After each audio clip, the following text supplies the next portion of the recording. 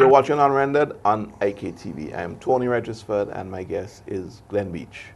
We're into our final segment, and we're going to take this segment to concentrate on the Argyle International Airport and what it means to the growth of the tourism product. Glen, so I gave you that introduction to let you start off and tell me about the Argyle International Airport and how is this going to be the game changer that it is professed to be. It's a huge game changer in terms of tourism. I think it's a huge game changer for St. Vincent and the Grenadines and its development as a whole. And kudos have to be given to government for taking this initiative. When people look at the figures of arrivals into St. Vincent and the Grenadines, they always compare us to other countries, obviously. It's human nature. But what they don't look at is, for example, we spoke about it earlier, what's the room stock of St. Vincent and the Grenadines?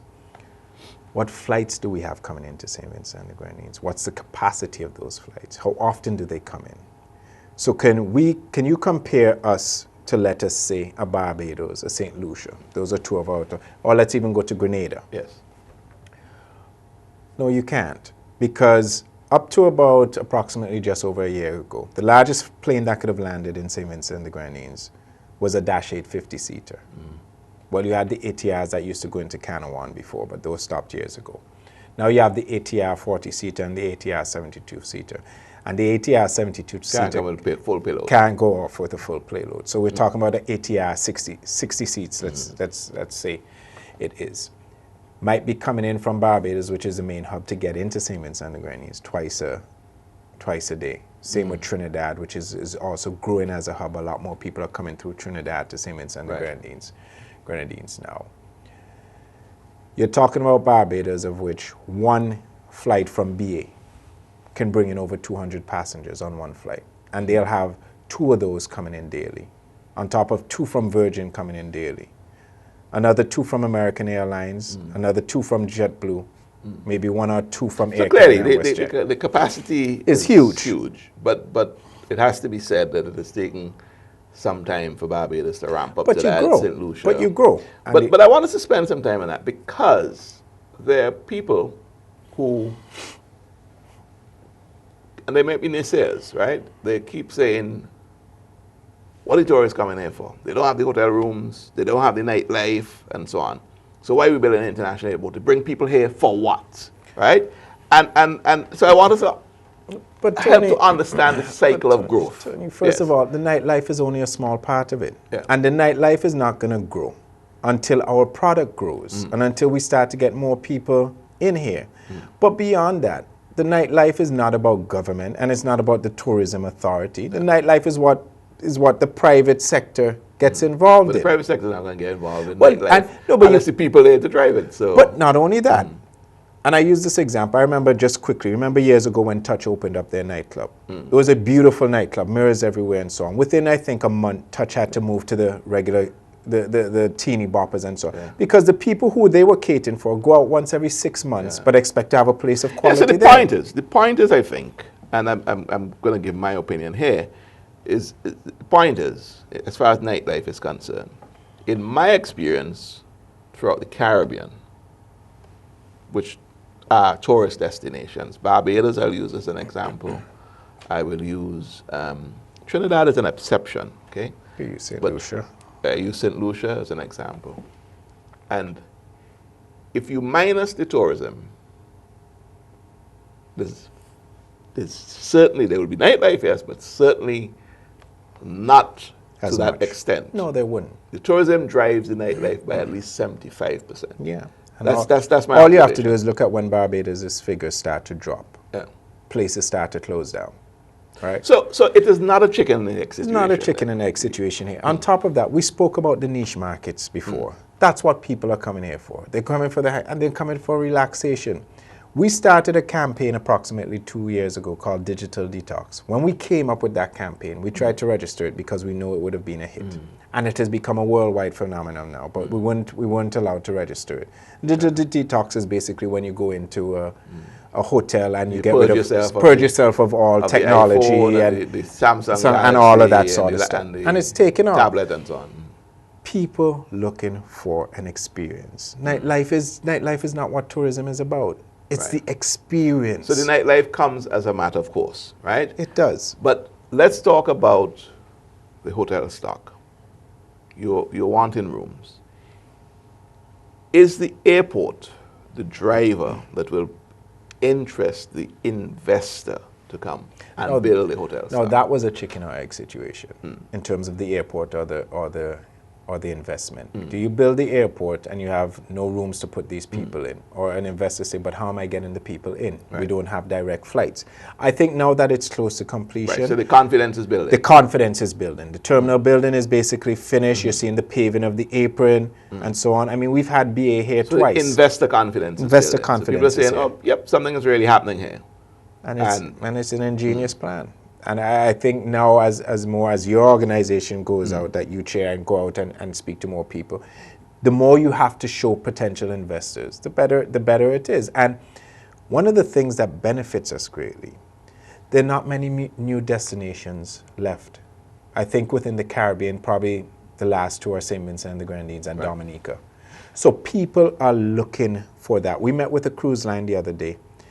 We've been trying to meet with them for years. They would basically push us to the side. All of a sudden, we went to FCCA conference, Florida Caribbean. And they're ready to Cruise talk Association. to you. They came to our booth 5 times looking for me.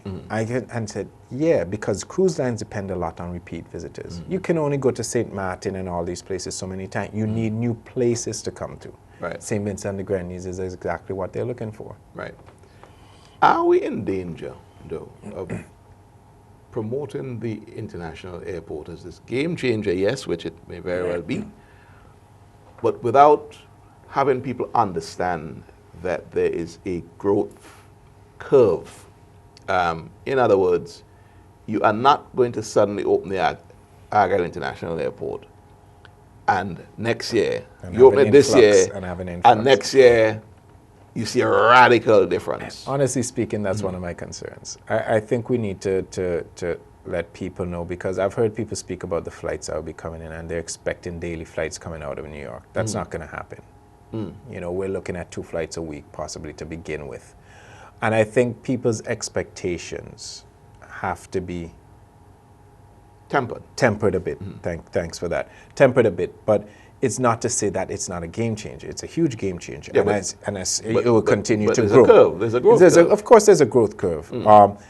Mind you, I do think that we will see a serious growth over the first year, but it might not be to what people are expecting. Right. What about your airlines? How do you go about, and I think you had a pivotal role in that regard. You were charged with the responsibility, I believe, of marketing and getting airlines to be interested in flying into this destination. How is that going, and what are the challenges there? It's going well. I'm not going to say it's where I would like it to be. It's going well. Are you at liberty to say what airlines are interested in coming to St. Vincent? We have quite a few out of Canada. WestJet has shown some interest. We're still trying to speak to Air Canada a bit more and see what they're interested in doing. Out of the United States, you're looking at JetBlue, American Airlines, Delta. Delta has already been here and made a visit to see the airport and see what we're doing. Out of the United Kingdom, BA has been here twice. Virgin has ramped up their interest in St. Vincent and the Grenadines because they've changed their marketing strategy. They're more interested in filling the front of the plane rather than the rear of the plane. And for those who don't understand, basically the front is more of the higher end, you know, the business class, first class. So they're more, which St. Vincent and the Grenadines as a product suits that. We've had Air France come and visit, coming out of there. So we've had some interest. Now, and I must admit, there's been a learning curve for me in terms of this, as much as marketing and PR is my business, learning curve, because the airline industry has so many intricacies. I mean, you're looking at the management of the airport. Are we going to land in fees? Are we going to waive them?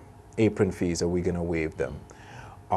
If they're coming in twice weekly, are we putting up the crew for free? Where are they going to stay? Is the food are you flying them back, or are you leaving them here? All these sort of things. And plus, the subsidizing of airlines to come in. The marketing support and the subsidizing. Both of those are going to be huge because no matter what, Tony, it comes down to this. Airlines don't owe St. Vincent and the Grenadines anything. If they can't make a dollar, they are not coming. It is as simple as that. As beautiful as we think it is, they are not coming. What sort of market support are we going to give to them? Or are we going to give them subsidies to guaranteed seats? Now, that being said, we have to look at it and it's in its entirety because basically the airlines don't want to take the risk themselves. Right. Because St. Vincent and the Grenadines has no history of international flights. So it's not to say you can compare it and say, well, maybe there's going to be some growth. So you haven't there. developed any trends yet, so. No, exactly. So that's the difficulty in it. And honestly speaking, when you're speaking about an airline telling you, okay, we're going to fly into St. Vincent and the Grenadines, you're talking about a multi-million-dollar aircraft. They're not going to really want to say that until that airport is finished, until they see the completion and all the tests the run. requisite approvals and all that sort You of know, thing. but Clear. they have been interested. We have been speaking to them. We continue to make progress. We've spoken to everybody that is willing to speak to us. We've done that. We've made. What about visits. South-South relations? I mean, the Latin American countries. We've spoken to COPA, and they actually knew of us, which we were shocked about. They have some interest. They go daily into Trinidad and Tobago right now. COPA is based where? COPA is out of Panama. Panama, right. And As a matter of fact, it's the most profitable airline in the world. There's a big project going on in Panama with the Panama Canal. They knew about us not for tourism reasons, for business reasons, because obviously a lot of our business people do a lot of business there. So we've spoken to COPA, we spoke to one or two others out of Venezuela and what Brazil. about Cal? We've spoken to Cal. We need to have another meeting with them. We actually spoke to them last year about the possibility of coming into St. Vincent and the Grenadines. We're trying to get another meeting with them as soon as possible. What does it take to have an airline have St. Vincent as a hub? Room stock. Because you have to make sure if anything happens, they have somewhere that they're going to be able to place their people. The fueling is going to be huge. We have to be competitive in terms of our rates, whether it's the apron, landing fees, that sort of thing. And we have hangar space as well. Hangar space, that sort of thing. Facilities in terms of to fix planes and to repair them. And then clearly the offices have to be run by people who are experienced in, because the less they bring in their workers, the less cost it is to operate the office. But we've had other airlines get in contact with us to show interest. As a matter of fact, Air Berlin wants to come in to see what's going on because they want to improve their flights into the Caribbean. I think they only fly into Cuba right now, and they want to make a bigger push into the Caribbean. And they were actually looking at it as a possible hub. So you've been in contact, I see, with many airlines and from different parts of the world, Berlin, Germany, COPA, that's Latin America, or Panama rather, the North American, including Canada, the European, British Airways, Virgin Atlantic. Are you close to getting any people signing on the dotted line? We're waiting for one document before that can happen. One document that we need to sort out certain things with the airport that they're looking for. Once we get that, I think we'll be very close to it. So but going back to what you said earlier, the subsidies and the marketing support is going to play a huge role in terms of what we offer them and what they're willing to take in the negotiations. There's a lot of talk, and we're at the end of the program, but there is a lot of talk. Okay, let me rephrase this. There is some talk. I can't say it's a lot, but there is some talk about the approval status of the airport, and it may not readily get the FAA approval. Is there any substance in that? I think, honestly speaking, I think that's political talk. As you know, this project has been a political, what should I say? Talking point. Talking point since its it began. I think that's start. Listen, IADC, International Airport Development Company, has been in talks with ECA since day one. And they're the gateway And they're the gateway to that and so on. To federal and Dr. Matthias, aviation and give him credit for what he has done out there, has made it clear that even after the construction is finished, you still need at least another 3 months for the process to take place. You're dealing with people's lives, hundreds and thousands of people's lives. So it's gonna take time. They're gonna come, they're gonna test the runway, test the lighting, the tower, everything. Things that you and I probably don't even know, the fueling system, everything.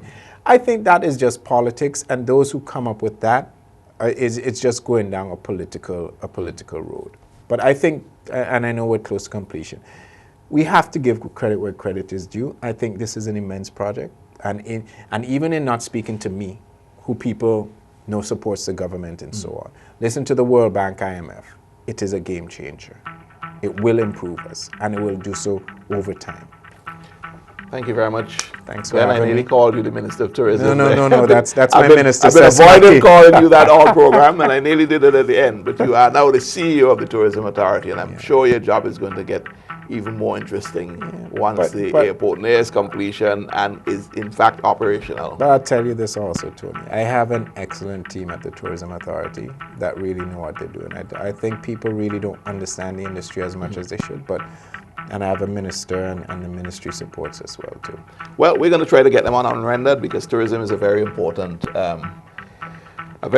part of the economic development of St. Vincent and the Grenadines. So we need to have the conversation quite often, especially with the international airport coming on stream. So thank you again. This has been another edition of Unrendered. My guest was Glen Beache. He's the CEO of the Tourism Authority. I am Tony Regisford, and this is IKTV. Do join us the next time Unrendered airs.